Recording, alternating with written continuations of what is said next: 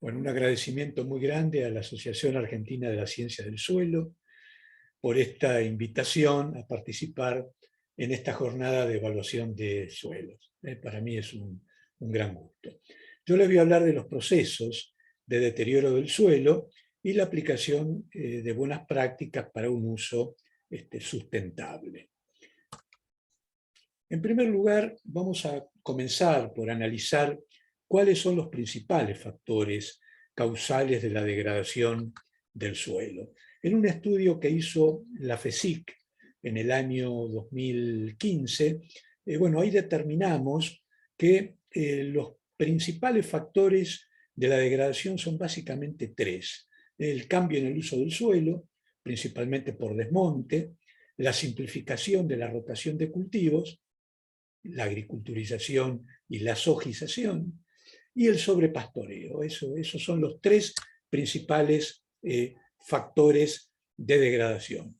Y en esta consulta, en la que participaron más de 150 referentes a nivel nacional, se determinó que los principales procesos son estos cinco que yo simplifiqué aquí en esta diapositiva. La erosión, la disminución del carbono orgánico, alteración de la condición física, la disminución de la fertilidad y la salinización. Vamos a comenzar por ver rápidamente la erosión hídrica y la erosión eólica que afecta a los suelos. Digamos que hay dos factores principales que han impactado fuertemente sobre los procesos erosivos. Uno de ellos fue el crecimiento de la producción agrícola en los últimos 50 años. Pensemos que en el año 70 producíamos 20 millones de toneladas aproximadamente.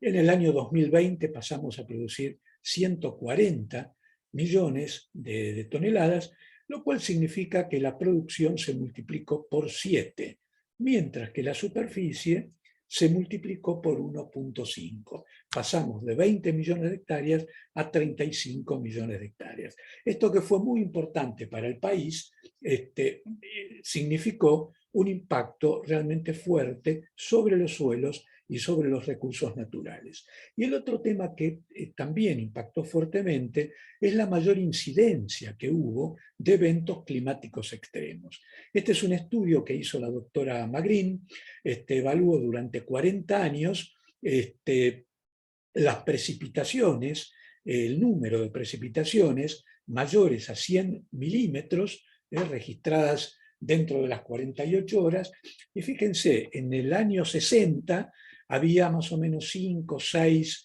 eventos de este tipo, lluvias superiores a 100 milímetros en 48 horas, mientras que en los años 2000 ya había arriba de 30 eventos de estas características.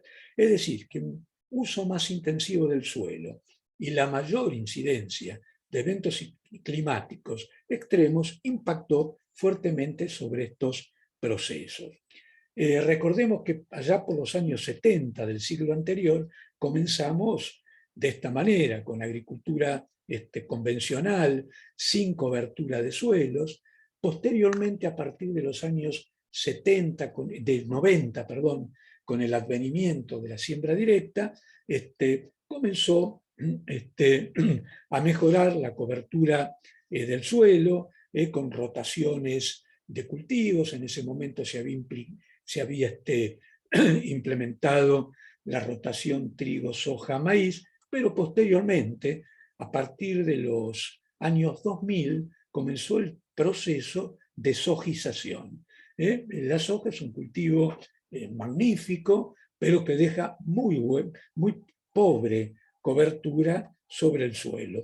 Y esto determinó una mayor incidencia de los procesos erosivos, como vemos acá en esta diapositiva, que en las áreas onduladas y con suelos impermeables, por ejemplo en la provincia de Entre Ríos, determinó procesos erosivos muy graves.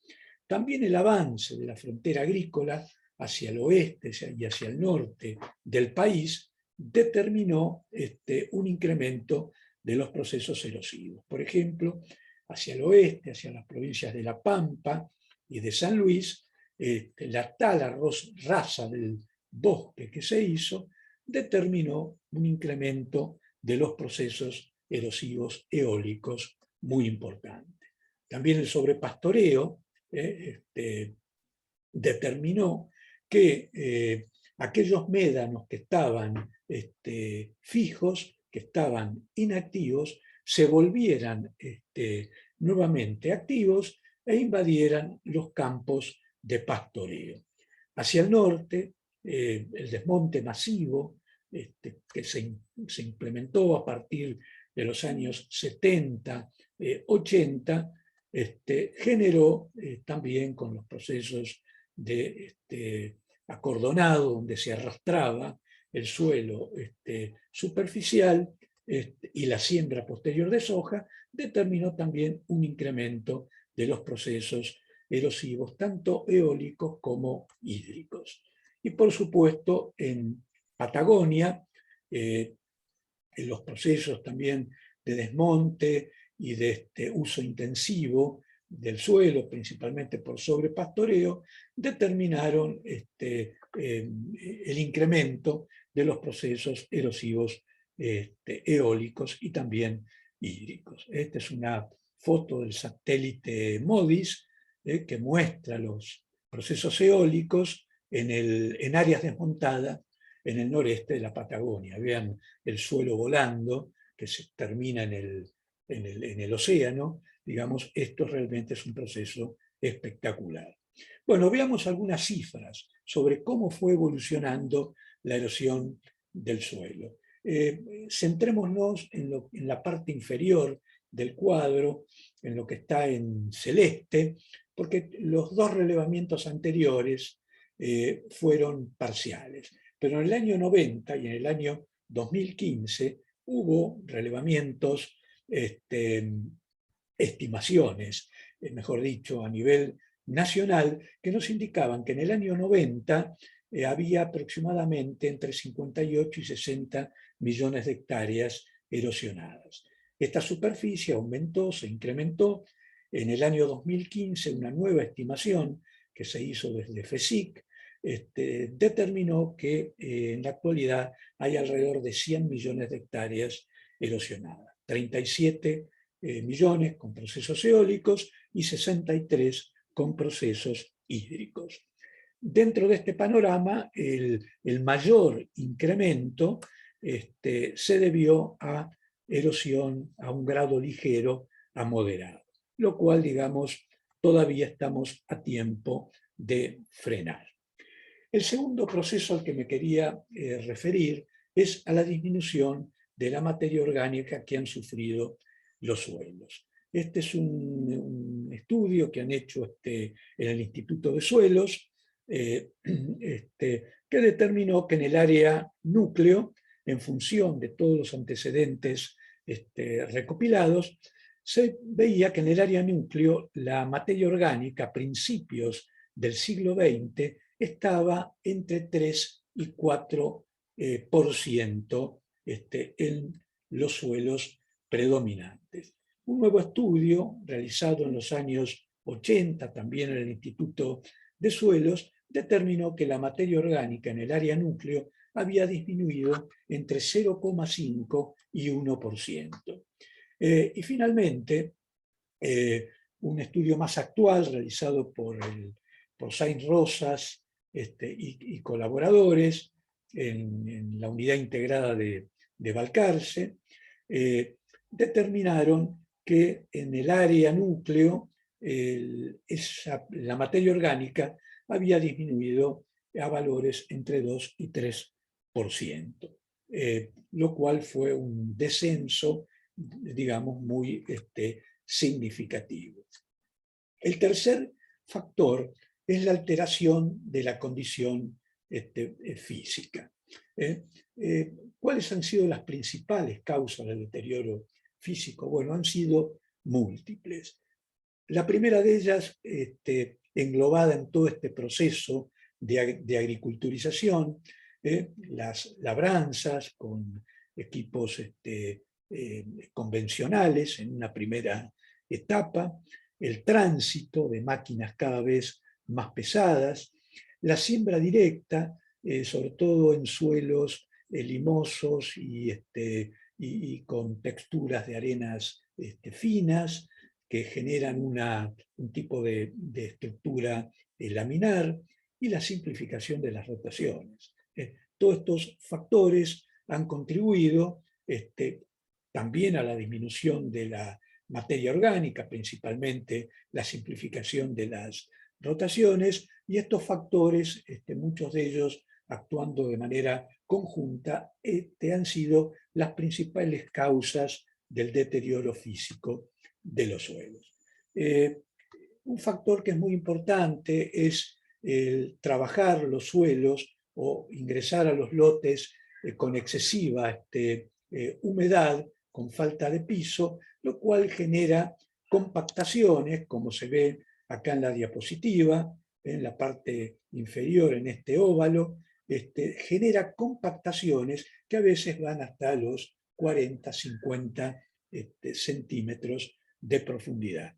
Y estas improntas realmente después ya son muy difíciles de revertir. También en áreas de expansión de la frontera agrícola, yo acá traje un ejemplo en las Lajitas, en la provincia de Salta, donde la irrupción de la agricultura ha sido muy, muy fuerte. Fíjense acá estos bloques de suelos. El de la izquierda es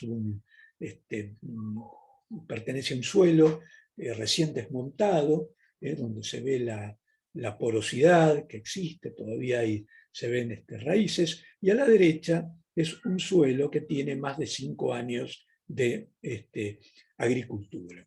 Este es un estudio que han hecho dos investigadores del Instituto de Suelos, los ingenieros Gil y Peralta, donde han evaluado distintos parámetros en suelos bajo agricultura en las Lajitas. Yo acá traje simplemente una sola diapositiva para mostrarles de cómo cae la infiltración de los suelos luego del 5.º año de agricultura. En realidad comienza a caer rápidamente a partir del 2.º, 3.er año. El otro factor del cual les quería comentar, hacer algunos comentarios brevemente, es qué ha ocurrido con la fertilidad de los suelos. Si tomamos los niveles de fósforo extractables en región pampeana, vemos cómo han caído en los últimos años. Este es un estudio de Saint Rosa que hizo entre el año 2011 y el 2018, donde vemos en el 2011, ven en colores verdes los niveles altos de fósforo, arriba de 25, 20, 25 partes por millón, y en color amarillo se ven los niveles medios, de 15, 20 partes por millón. En el 2018, una nueva evolución nos muestra que prácticamente los niveles altos ya se han reducido muchísimo, y también los niveles medios se han reducido mucho. Hay dos factores fundamentales que están determinando la pérdida de fertilidad. Uno es la mayor extracción de los cultivos, sin duda. Cada vez estamos produciendo mayor cantidad, ¿no es cierto?, de cereales, principalmente. Eso genera una mayor extracción, pero a su vez el balance es deficitario, es decir, la reposición que hacemos por fertilización.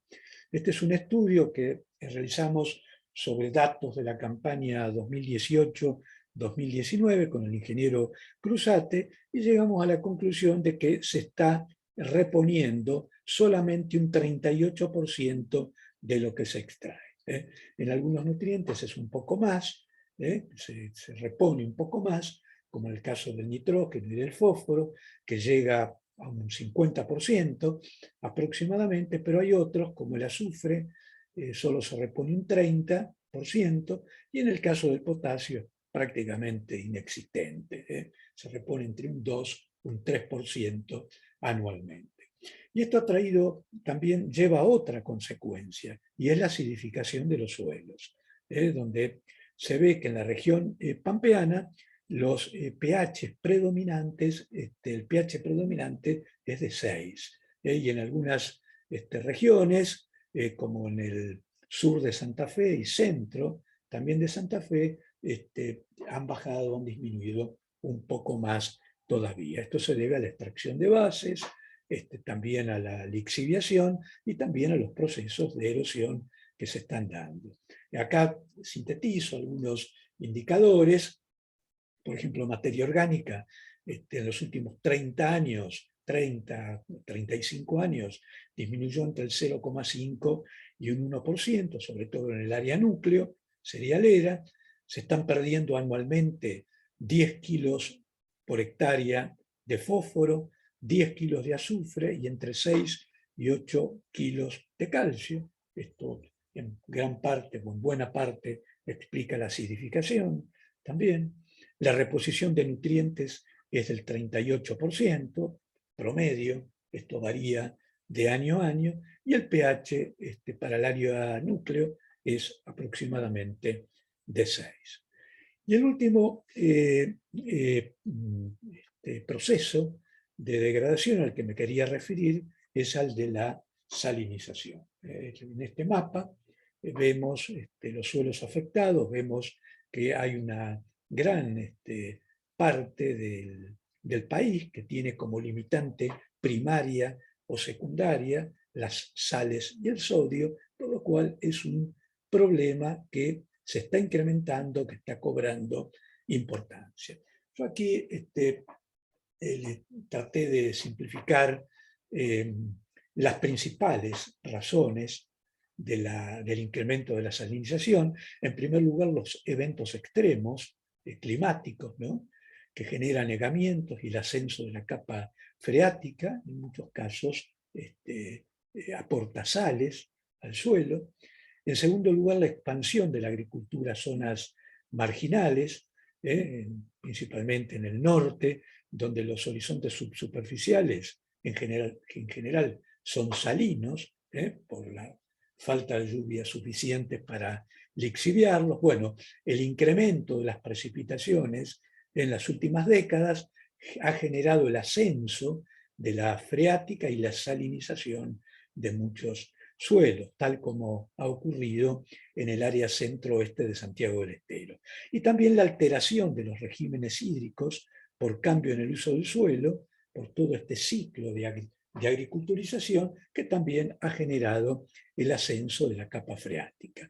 Esta foto corresponde a un área agrícola del norte de Santa Fe, cercana a Reconquista, donde vemos cómo la salinización ha afectado a suelos agrícolas. Y este caso lo traigo para mencionárselos, porque es un caso muy importante de lo que está ocurriendo en algunos suelos de clase 1 y clase 2 del área agrícola de la región pampeana. Esto corresponde al departamento de Marcos Juárez, en la provincia de Córdoba, un estudio que han hecho Bertrán y Chiachiera, donde midieron durante 40 años qué ha ocurrido con el ascenso de la capa freática, y vemos que en el año 70 la capa freática estaba a 11 metros de profundidad y en el año 2010 ya está cercana a los 2 metros. Ellos han determinado la relación entre la profundidad de la capa freática y la proporción de los cultivos agrícolas, y han visto que a medida que se incrementan los cultivos agrícolas por sobre las pasturas, esta es la proporción de suelos agrícolas, en el año 70 era de 0,2, 0,3, o sea, solamente el 30% eran cultivos agrícolas, ahora tenemos más del 90%, y en el gráfico de la derecha es la relación entre profundidad de napa y el avance del cultivo de soja. Y han notado que hay una correlación bastante alta. O sea, que la conclusión es que ellos obtienen es que el incremento de la agricultura ha generado, digamos, un ascenso de la capa freática. Bueno, hemos descrito entonces los principales procesos. ¿Qué deberíamos hacer? ¿Cuáles son las estrategias a seguir para revertir todos estos procesos de degradación? Bueno, yo lo plasmo en dos eh, aspectos o focos principales. Por un lado, evitar la degradación y restaurar la productividad de los suelos, es decir, aplicación de buenas prácticas que ya se conocen, y en segundo lugar, ir hacia modelos de intensificación sustentable, que no es otra cosa que hacer un uso más completo y eficiente de los recursos naturales. En cuanto a la aplicación de buenas prácticas, bueno, en el año 2019 hicimos un estudio de FESIC, donde participaron alrededor de 200 referentes de todo el país, para hacer una evaluación de cuáles eran estas prácticas y qué superficie estaban aplicándose actualmente. Bueno, para control de la erosión tenemos aproximadamente 2,5 millones de hectáreas, básicamente con terrazas y cultivo en contorno. Una noticia muy interesante fue cómo avanzó la gestión de pastizales naturales. En el país existen alrededor de 19 millones de hectáreas que están realizando en este momento algún tipo de práctica para gestionar el pastizal natural. Y la otra muy buena noticia es es el avance de los sistemas silvopastoriles que cubren en este momento más de 7 millones de hectáreas. Y la segunda, entonces el segundo foco que deberíamos poner para revertir todos estos procesos de deterioro es ir hacia modelos de intensificación sustentable, basados en 4 pilares. La rotación de cultivos de mayor intensidad, es decir, tratar de mantener el suelo cubierto la mayor parte del tiempo, con cultivos, con raíces que aporten carbono al suelo, incrementar el contenido de carbono orgánico del suelo, utilizando las rotaciones gramíneas, utilizando cultivos de cobertura, empleando pasturas, ir hacia el cierre de las brechas productivas. Todavía nos falta un 15 o un 20% de cierre de estas brechas, para lo cual la utilización, el incremento de nutrientes va a ser muy importante. Y el cuarto aspecto sería tratar de minimizar o evitar la reconversión de nuevas tierras mediante el desmonte. La reconversión es, ustedes piensen que todos estos desmontes se están realizando en ambientes frágiles. Hasta el año 2010 se venían desmontando alrededor de 300.000 hectáreas por año. A partir de la sanción de la ley de presupuestos mínimos de protección a los bosques nativos, esto ha ido cayendo, el desmonte ha ido bajando, pero todavía estamos entre 100.000 y 150.000 hectáreas por año, lo cual es realmente mucho. Tenemos que ir hacia una revisión de todo lo que es el ordenamiento territorial de bosques nativos por parte de las provincias. Esto no es una crítica, sino una observación. Se están usando criterios muy dispares para la ordenación de los bosques nativos. Fíjense, acá yo este mapa lo muestro porque se ven que en los mismos colores muestran las fronteras entre provincias, los límites. Esto no debería ser así. Los criterios deberían ser similares para pintar de rojo, verde o amarillo las áreas de bosques nativos según el valor, ¿no es cierto?, de estos bosques. Bueno, esto creo que habría que revisarlo y tendríamos que ir hacia hacia minimizar estos procesos de desmonte debido al valor que tienen, que cada vez asumirán los bosques nativos. Bueno, para finalizar, algunas consideraciones. En primer lugar, decir que la intensificación agrícola, sin la aplicación de buenas prácticas y la expansión de la agricultura hacia ecosistemas frágiles, está produciendo la degradación de los suelos y los recursos naturales, con un fuerte impacto sobre el ambiente. Debemos aplicar muy cuidadosamente la legislación vigente sobre uso del suelo en ambientes vulnerables, especialmente. El mundo ya está realizando una valoración creciente sobre los servicios ambientales que prestan los bosques nativos, los pastizales, los humedales. Nosotros tenemos un país rico en recursos naturales y tenemos que realmente valorizarlos. Y después avanzar hacia modelos de intensificación sustentable de la producción agropecuaria basada en el incremento de la productividad por aplicación de tecnología y uso completo y eficiente de los recursos naturales, dejando de avanzar sobre nuevas tierras. Bueno, les agradezco mucho la atención que me han prestado. Muchas gracias.